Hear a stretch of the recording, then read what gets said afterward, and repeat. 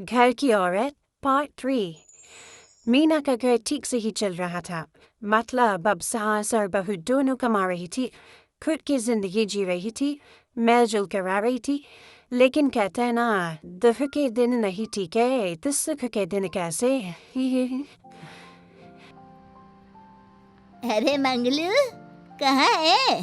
कितने दिनों से गांव नहीं आया माँ की खोज खबर लेने। तभी मीना आ जाती है। अरे दादी साहब, कैसे आना हुआ? बताया नहीं, हम स्टेशन आ जाते।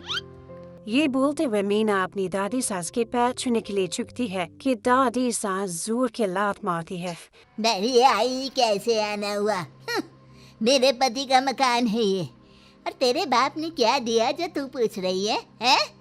और ये क्या पहना है? न साड़ी न सर पर पल्लू, बात बात पर जबान खुलती है। दादी सास बोलना रोक ही नहीं रही थी। मीना को गुस्सा आने ही वाला होता है कि उसकी सास आ जाती है। क्या बात है मीना, कौन चिल्ला रहा है? मैं हूँ मंगलू की दुल्हन। बहुत चपर चपर कर रही है ये मीना बहू। इसकी जुबान पर लगाम लगवा ले। मम्मी जी, मेरी बहू है, घोड़ा थोड़ी ना है जो लगाम लगवा दूं। तभी वहाँ मंगलू यानी कि मीना का ससुर आ जाता है और मीना की सास को एक जोर का तमाचा लगा देता है। वाह, जुम्मा 2 दिन हुए नहीं कमाना शुरू किए, मेरी माँ के सामने होशियार बन रही है। मैंने बुलाया है माँ को, ये रहेंगी तो कम से कम इस घर की औरतें औकात में रहेगी। अरे जब से कमा रही है सर पर चढ़कर नाच रही है। चिंता न कर मंगलू, मैं आ गई हूँ ना। दोनों को लाइन में लगा कर रखूंगी। दोनों बहू ने मेरे मंगलू की जिंदगी खराब कर रखी है। तभी वहाँ पूता यानी कि मीना का पति आ जाता है। पूता जो कि दादी का दीवाना था। दादी दादी, मुझे क्यों नहीं बताया कि आप आने वाले हैं? मैं गांव आ जाता कार लेकर आपको लेने। अरे तू तो जानता ही है, कार में बैठ नहीं पाती। पता नहीं, बहुत दिनों से लग रहा था कि तू और मंगलू परेशान है। आज मन नहीं माना तो आ ही गई मैं। देख, यहाँ आकर पता लग रहा है। क्या पता लग रहा है दादी? यहाँ तो सब ठीक है, किसी को कोई परेशानी नहीं है। क्यों माँ, क्यों मीना, क्या हो गया? इन दोनों को क्यों परेशानी होगी? इन लोगों ने तो परेशान करके रखा है। माँ और मीना के बारे में कैसी बात कर रहे हैं पापा? क्या हो जाता है आपको रह रह कर? तू तो खाना बना बना कर बेशर्म हो गया है, लेकिन मैं नहीं। मेरी माँ आ गई है अब इस घर में। अब यहाँ सब वैसे ही रहेंगे जैसा मैं चाहता हूँ। देख मंगलू, तेरी बहू काम करती है तो मुझे कोई लेना देना नहीं है, लेकिन मेरी बहू कोई दर्जी का काम नहीं करेगी। साफ साफ बोल रही हैं। लेकिन दादी साहब, वो तो बहुत अच्छा बुटीक चला रही हैं। बहुत अच्छा चला रही है, लेकिन हम लोगों ने अपने घर की बहू से ना काम नहीं करवाना। अरे इसके बाप को शादी के वक्त ही बोल दिया था। और इसके बाप जिन्होंने दहेज में एक साइकिल दी थी ना, कैसे हाथ जोड़कर कह रहा था, मेरी बेटी आपके घर आ गई, इससे सौभाग्य कुछ नहीं। अब देखो इसकी बेटी, बहू आ जाने के बाद सर पर चढ़ रही है मेरे मंगलू के। मीना जो कि सास की बुराई सुनकर परेशान हो जाती है। दादी साहब, छोटा मुंह बड़ी बात। लेकिन क्या पिताजी ने आपको बताया नहीं? सासू माँ ने अपने पैसे से ससुर जी के जन्मदिन में कार दी थी। ससुर जी इतने साल से स्कूटर से जाते थे, अब कार से जाते हैं। क्यों ससुर जी, बताया नहीं आपने? क्यों रे मंगलू, कार ले ली तूने? मुझे तो तू पैसे भी नहीं भेज रहा। 2 महीने से कैसे कैसे दिन काट रही थी और तू यहाँ कार से घूम रहा है।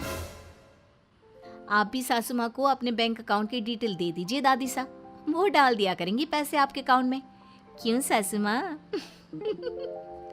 मंगलू यानी कि मीना का ससुर, जिसने अपनी माँ को गांव से सिर्फ अपनी बीवी को लगाम लगाने के लिए बुलाया था, ये सब देखकर जोर से चिल्लाता है। मीना बहू, चलो दादी सास आई है, ये नहीं कि खाने पीने का इंतजाम करे। अरे माँ, तू भी किन लोगों की बात में आ रही है? चल मेरे साथ मेरे कमरे में चल। ससुर अपनी माँ को लेकर कमरे में चला जाता है और दोनों बैठकर वैसे ही पंचायत शुरू कर देते हैं जैसे कोई बहू अपनी माँ से सास की बुराई कर रही हो। देख मंगलू, गलती तो तेरी ही है जो तूने घर की जनानियों को काम के लिए बाहर निकाला। दूसरे तेरे पापा को देखा था, कभी मुझसे फालतू बोलते। अरे मरते दम तक तेरा बाप मेरी मुट्ठी में रहा है, यही सिखाया था मैंने तुझे। क्या बोलूं माँ, जब से ये मीना बहू घर आई है ना, इसने घर का सारा इतिहास भूगोल बदल कर रख दिया है। उस तितली से तो मैं बाद में निपटूंगी, पहले तेरी वाली को तो ठीक कर दूं। अरे बहू क्या आ गई, खुद को टाटा अंबानी समझने लगी है। माँ देख, जो भी हो, इस बात को याद रखना कि हमारे घर की परंपरा क्या है। औरतों का औकात में रहना जरूरी है। अरे बहू के साथ मिलकर माँ ये बहुत उड़ती रहती है। बेटा देख, गलती तो तेरी भी है, क्यों तूने इसे काम करने की छूट दी। मारना भी कम कर दिया है तूने इसे, वरना पहले आती थी तो बहू का कोई ना कोई हिस्सा सूजा हुआ या काला ही दिखता था। देखकर तसल्ली मिलती थी कि तूने कंट्रोल कर रखा है। इस बार तो काला और सूजा छोड़, अच्छी खासी चमकती दिख रही है ये। अब क्या बताऊं माँ, गलती तो हो गई है। हाँ, वो कार देखकर पिघल गया होगा ना तू। अरे बेटा, औरतों को मुट्ठी में रखा कर। शान की साइकिल ज्यादा अच्छी कुत्ता बनकर कार चलाने से, समझा। मीना का ससुर अपनी माँ की बात को सुन रहा था। बस माँ, जो गलती हो गई मिट्टी डाल उस पर। अब बस तू ना घर पहले जैसा करके जाना। ये सब ना बहू का किया धरा है, समझी। मतलब बहू को ठीक करना है तो बहू को लगाम लगाना होगा। ठीक है।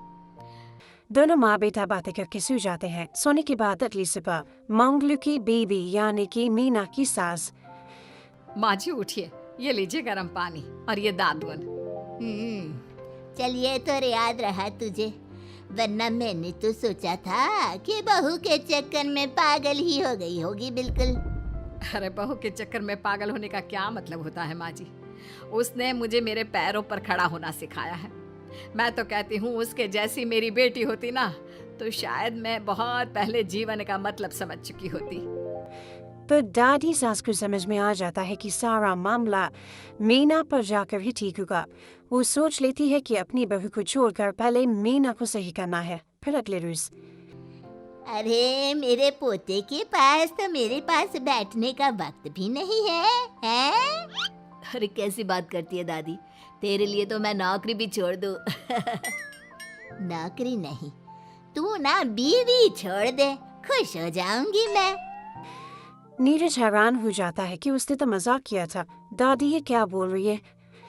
कैसी बात कर रही हो दादी, मीना ने तो सारा घर संभाला हुआ है। पहले तो घर गिरा जा रहा था ना। तेरी मीना के आने के पहले ना घर में चूल्हा जल रहा था, ना कोई रोटी खा रहा था। क्यों? नीरज को दादी बीवी के खिलाफ खूब कान भरती है।